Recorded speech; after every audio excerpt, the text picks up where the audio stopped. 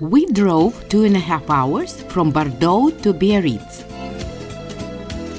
It is a luxury seaside tourist destination known for mild climate, magnificent beaches, and spectacular views. Biarritz has an interesting history as royalty's summer resort destination. So, let's go back in time.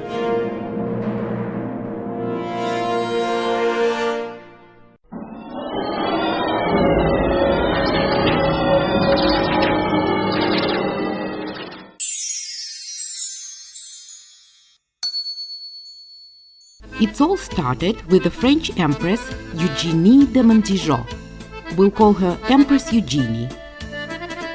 As a child, she used to come to Biarritz, a small fishing village at the time.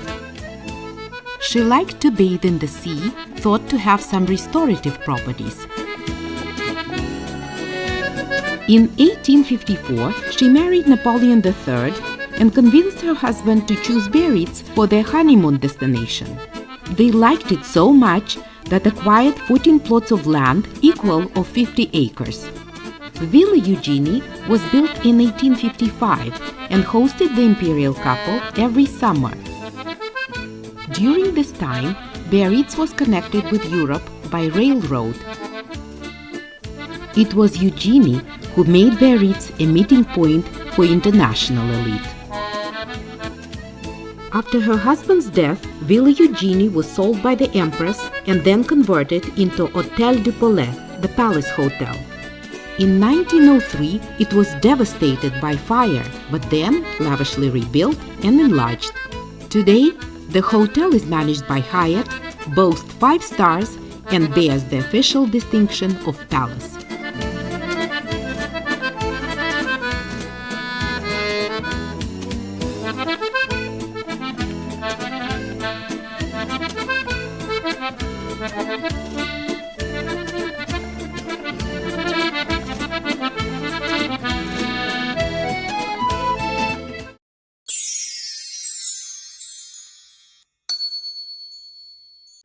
From the top of the terrace, facing the ocean, there was a spectacular view to the Rock of the Virgin.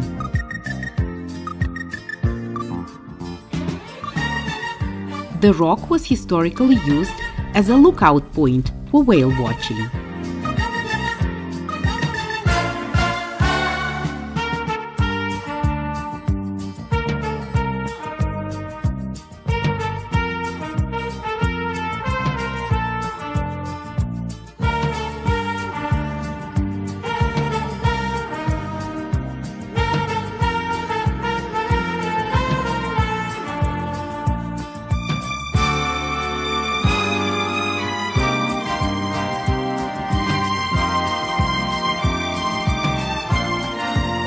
According to the legend, the Virgin Mary statue was placed on the top of the rock in 1865 after the whalemen were guided back to the shore during the storm.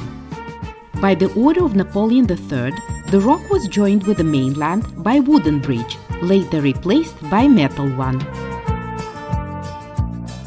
It was a breathtaking panoramic scenery.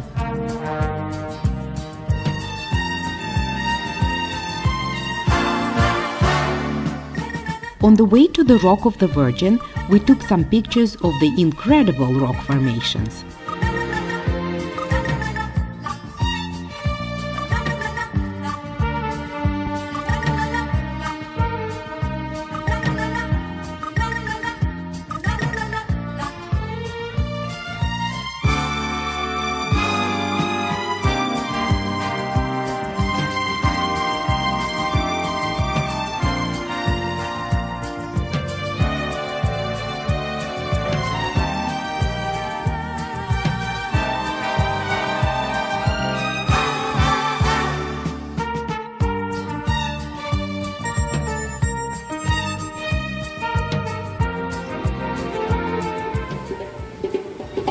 We walked over the 75-meter footbridge and through the tunnel, which led us to the exceptional 360-degree view of the Atlantic Ocean, as far as the eye can see.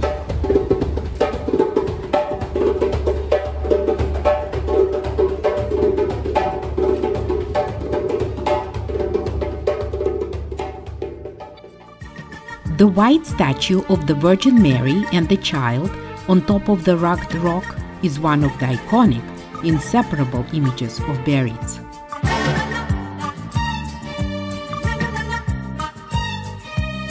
She watches over Biarritz sailors and the town.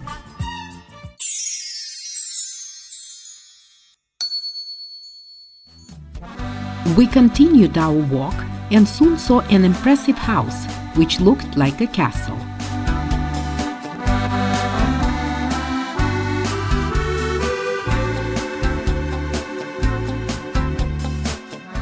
The story goes that in 1800s, the richest visitors of Biarritz were not satisfied with simply staying in luxury hotels, but built the most luxurious villas.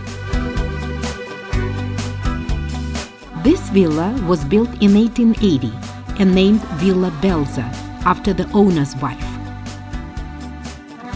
The villa underwent many transformations. In 1920, it was bought by Igor Stravinsky's brother-in-law and turned into the Russian restaurant. But World War II put the end of Biarritz's glorious period. Subsequently, the villa was sold and divided into apartments.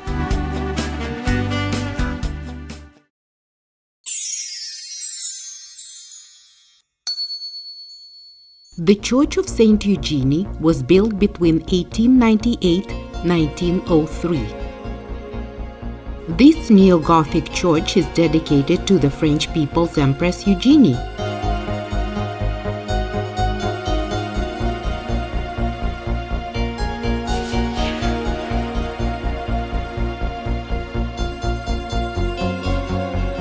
We returned to our original time and landed on this nice plaza surrounded by bistros and shops.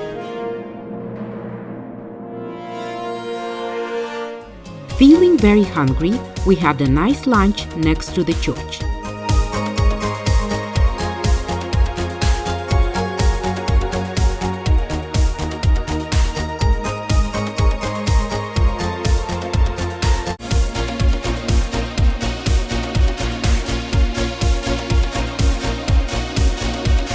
We also stopped by some nearby shops.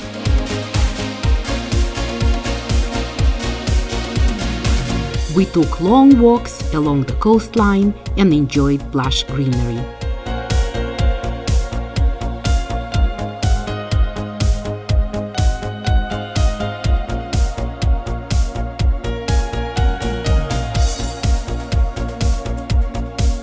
Besides its interesting history, Biarritz also impressed us by kilometers of golden sand beaches, lovely atmosphere, and picturesque views.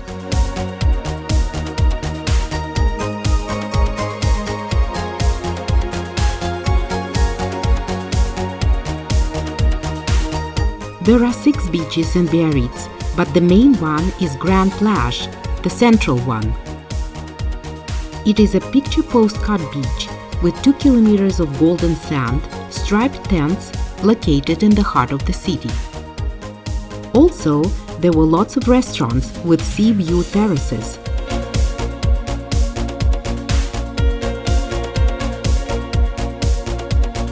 We were amazed at the amount of people on the beach.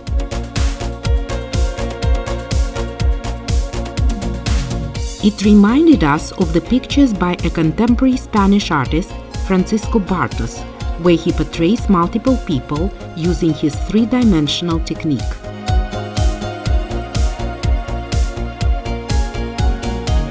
We got to know his art from his exhibition at VIP Executive Arts Hotel in Lisbon. It is important to mention that Biarritz is the birthplace of surfing in Europe.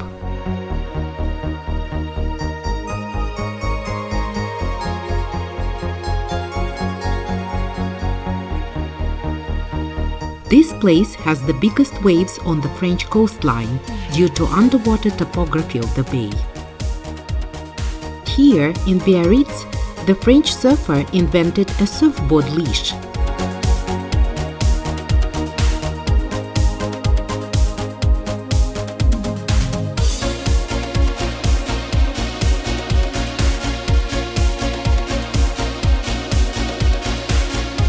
After a short rest, eating some ice cream, we took petit train.